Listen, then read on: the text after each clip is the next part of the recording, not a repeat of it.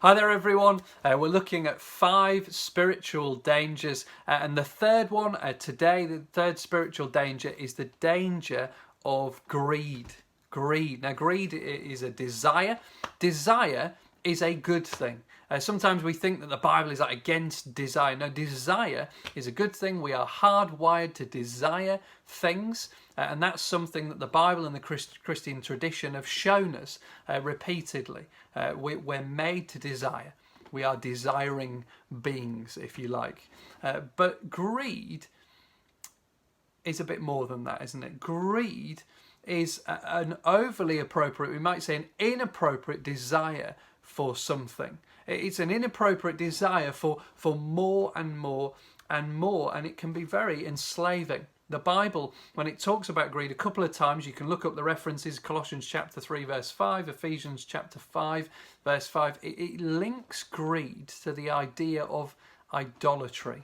They say, how does that help us, Rich? What does that offer? What does that bring to the table? Well, when the Bible links greed to idolatry, what it helpfully shows us is that greed means that we end up desiring something more than we desire the one that we should desire above all else. We end up desiring this other thing more than the one that we should desire above all else. That's idolatry. That's false worship. We end up giving our affection, our love, our desires, our attention, our worship to something or someone other than the God who made us. And then it becomes very, very enslaving. Greed enslaves us. When we greed for money, we come to realize that money is a great servant, but a terrible master. When we greed for power, we come to realize that actually it's tough and lonely at the top.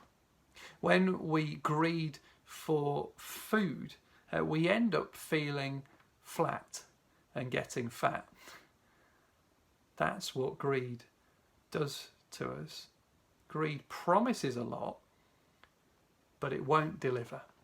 It can't deliver, because it can't meet our greatest needs, and it will never lead us to the one who can fulfill them.